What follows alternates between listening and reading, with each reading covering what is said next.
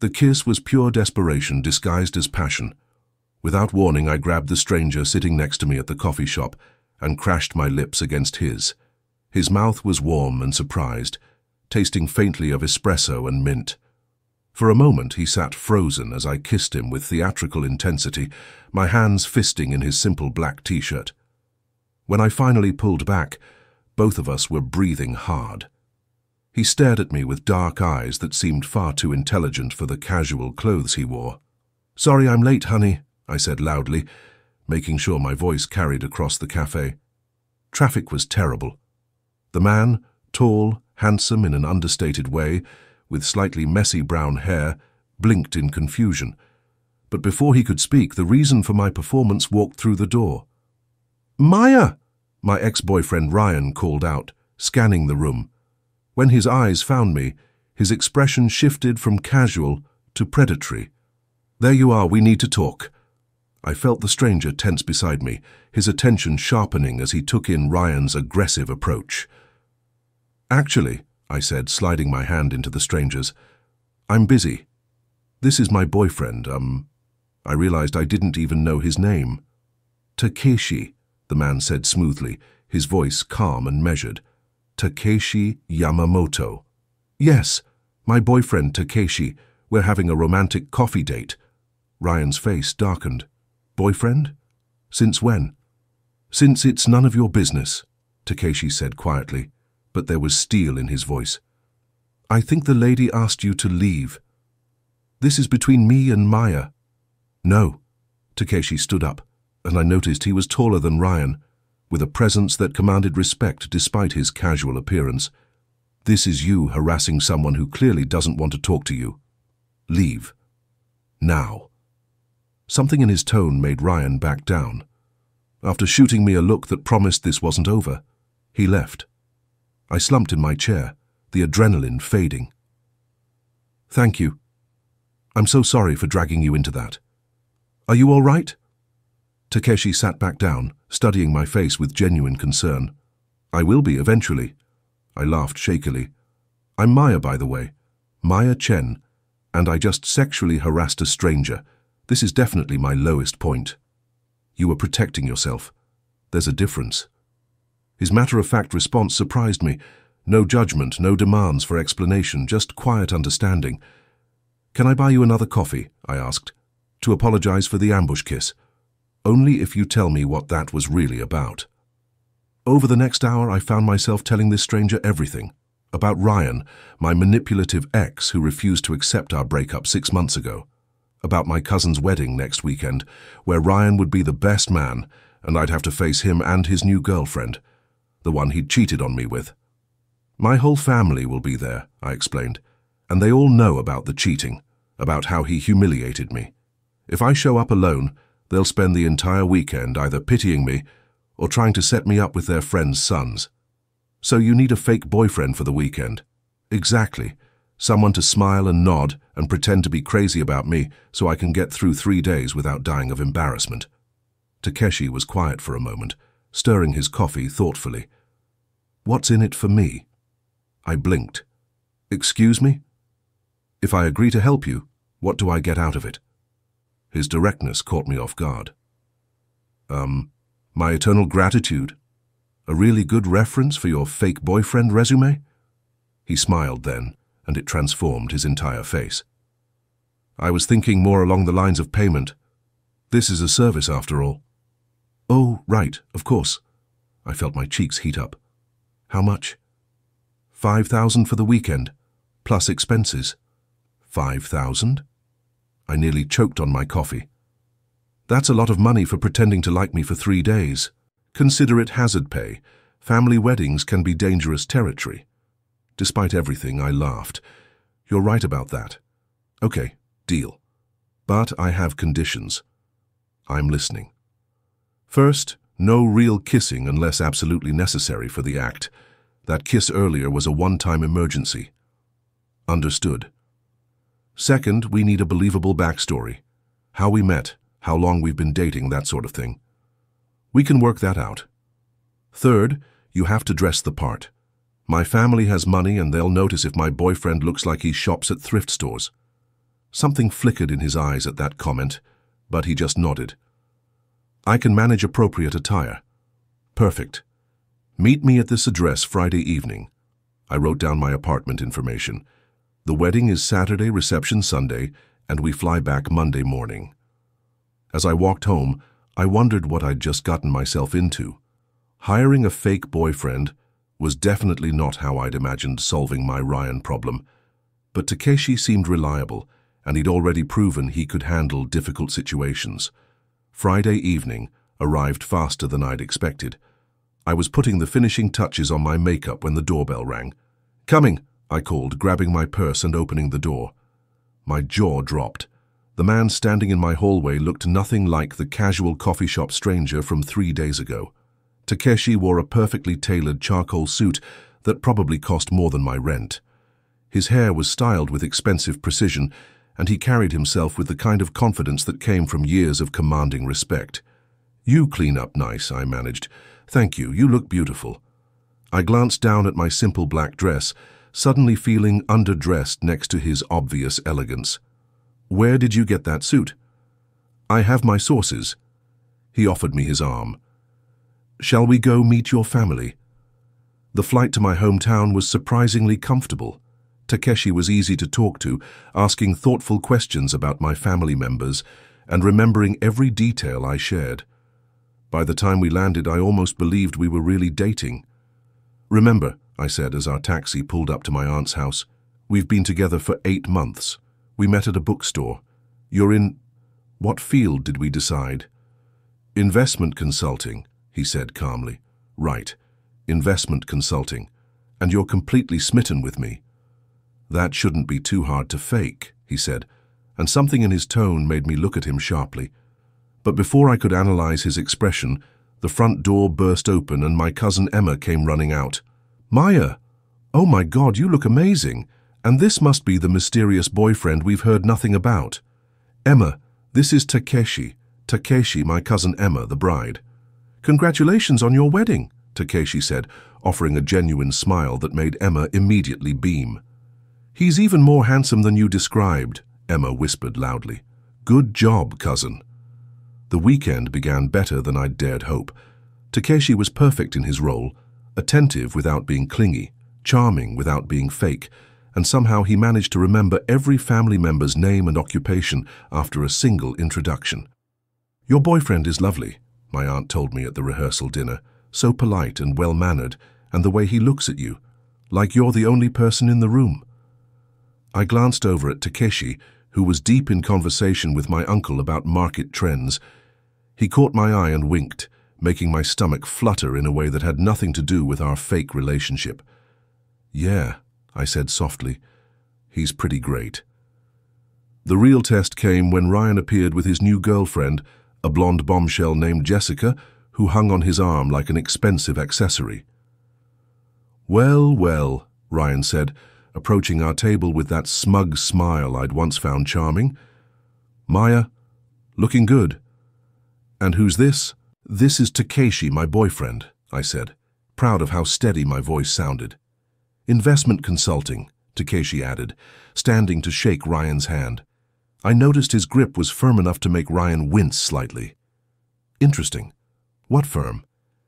"I'm freelance currently. Gives me more flexibility to travel with Maya." The lie rolled off his tongue so smoothly, I almost believed it myself. "How nice," Jessica said with obviously fake sweetness. Maya always did like her charity cases. The insult hung in the air for a moment before Takeshi smiled, the kind of smile that didn't reach his eyes. "Actually, I'm the lucky one," he said, slipping his arm around my waist.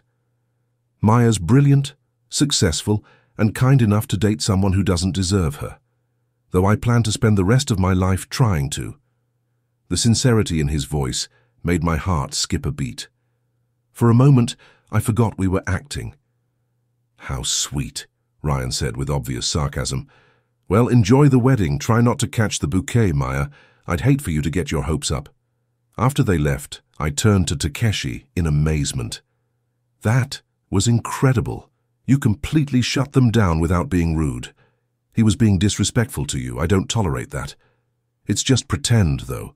You don't have to actually defend my honor, don't I? He looked at me seriously. Maya, just because this arrangement is temporary doesn't mean I'm going to let people treat you badly in front of me. Something warm spread through my chest at his words. The wedding itself was beautiful, but I found myself watching Takeshi more than the ceremony. He seemed completely at ease in the elegant setting, like he belonged among the wealthy guests. His manners were impeccable, his conversation sophisticated, and more than once I caught women staring at him with obvious interest. "You're very good at this," I whispered during the reception, as he spun me around the dance floor with surprising skill. "Good at what?" "Playing the perfect boyfriend. The dancing, the small talk with my relatives, the way you're holding me like I'm precious." "Who says I'm playing?" he asked quietly, his hand tightening on my waist. I looked up at him, startled by the intensity in his dark eyes. "Takeshi, Maya, there's something I should tell you." "Excuse me, Mr. Yamamoto." We turned to find an older man in an expensive suit approaching us, his expression urgent. "I'm sorry to interrupt, but there's an urgent call for you. Something about the Singapore merger." I felt Takeshi tense beside me. "Not now, Harrison." "Sir, with respect, they're waiting for your approval on the final numbers." I said not now. The man, Harrison, bowed slightly and retreated, but not before I caught the deference in his manner, the way he'd called Takeshi sir. "Who was that?" I asked as we continued dancing. "No one important," Takeshi said, but his jaw was tight with tension. "He called you sir. And what merger was he talking about?" "Maya—" "Ladies and gentlemen," the DJ's voice interrupted us, "we have a special announcement from the bride and groom." Emma grabbed the microphone with characteristic enthusiasm. "Before we continue the party, I want to thank someone very special. When we were planning this wedding, we had trouble finding a venue that could accommodate all our guests on such short notice. But thanks to one person's incredible generosity, we're celebrating in this beautiful ballroom tonight." My stomach dropped as I realized what was coming. "Everyone, please join me in thanking Mr. Takeshi Yamamoto, CEO of Yamamoto Industries, for making this magical evening possible." The applause was deafening, but I barely heard it over the roar of blood in my ears. CEO? Yamamoto Industries. That was one of the biggest corporations in the country. I turned to stare at Takeshi, who looked like he wanted the floor to swallow him. "You're a CEO," I whispered. "Maya, I can explain. You're the CEO of Yamamoto Industries? The Yamamoto Industries? The one that's worth billions?" "Yes. And you let me hire you as a fake boyfriend for $5,000. Technically, you didn't hire me. I volunteered." "Why?" The word came out sharper than I intended. "Was this some kind of joke to you? Poor girl thinks she's hiring help, but really, she's being mocked by a billionaire." "No, Maya, it's not like that." But I was already walking away, pushing through the crowd of wedding guests who were now staring at us with obvious curiosity. I needed air. I needed space. I needed to figure out how I'd managed to make such a fool of myself. I found myself on the hotel's terrace, the cool night air helping clear my head. Behind me I could hear the party continuing, but all I could think about was the humiliation. I'd hired a billionaire CEO to pretend to be my boyfriend. I'd explained to him about my family's money like he wouldn't understand wealth. I'd worried about him fitting in with successful people. Maya. I turned to find Takeshi approaching slowly, like I might bolt if he moved too fast. "Don't," I said, holding up a hand. "Just don't. I can't handle whatever explanation you're about to give right now. Will you at least let me apologize?" "For what? For being rich? For letting me embarrass myself? For making me think you actually needed the money? For lying to you?" He stopped a few feet away, respecting my space. "You're right to be angry. I should have told you the truth from the beginning. Why didn't you?" He was quiet for a long moment, looking out over the city lights. "Because when you kissed me in that coffee shop, it was the first time in years that someone had looked at me and seen just me. Not my company, not my net worth, just a guy in a t-shirt drinking coffee. So you decided to play pretend. I decided to see what it felt like to be wanted for myself instead of my bank account." The honesty in his voice made some of my anger fade. And I realized I was falling for a woman who hired me because she thought I needed the money, who worried about whether I'd fit in with her family, who saw me as an equal instead of a meal ticket. I turned to face him fully. "You're serious?" "Dead serious. Maya, I've been surrounded by people who want something from me my entire adult life. Business partners, social climbers, women who see dollar signs when they look at me. But you worried about paying me fairly. You made sure I had a good hotel room. You introduced me to your family like I was someone special, not because of what I could give you, but because you thought I was worth knowing. Because I thought you were a struggling investment consultant." "Exactly. You liked me when you thought I had nothing. Do you know how rare that is?" I stared at him, my heart doing complicated things in my chest. "So what now? Was this all just some social experiment for you?" "No, it was me falling in love with someone real." The words hung in the air between us, and I felt my breath catch. "You're in love with me? Completely, hopelessly, in a way that has nothing to do with fake boyfriends or business arrangements." "Takeshi, I know it's complicated. I know I should have told you the truth sooner. But Maya, what we have, what I feel when I'm with you, that's real. That's the realest thing in my life right now." Before I could respond, Harrison appeared on the terrace looking apologetic but urgent. "Sir, I'm sorry, but the board is demanding an immediate conference call about the Singapore situation. They're threatening to move forward without your approval." Takeshi's expression hardened. "Tell them to wait." "Sir, I said tell them to wait. The Singapore merger can survive another hour. This conversation can't." Harrison nodded and retreated, leaving us alone again. "You just told your board of directors to wait," I said, slightly awed.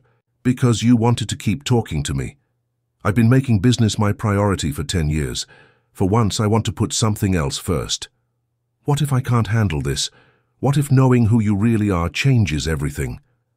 Then we'll figure it out together, if you want to." I looked at this man who'd seamlessly played the role of my fake boyfriend, who'd defended me from my ex, who'd just chosen me over a multi-billion-dollar business deal. The same man who'd kissed me back in that coffee shop like it meant something, even when he thought I was crazy. "I have a question," I said. "Ask me anything. When I kissed you that first day, why did you play along? You could have pushed me away, could have told everyone you didn't know me." He smiled, the same gentle expression that had made my heart flutter all weekend. "Because you looked terrified.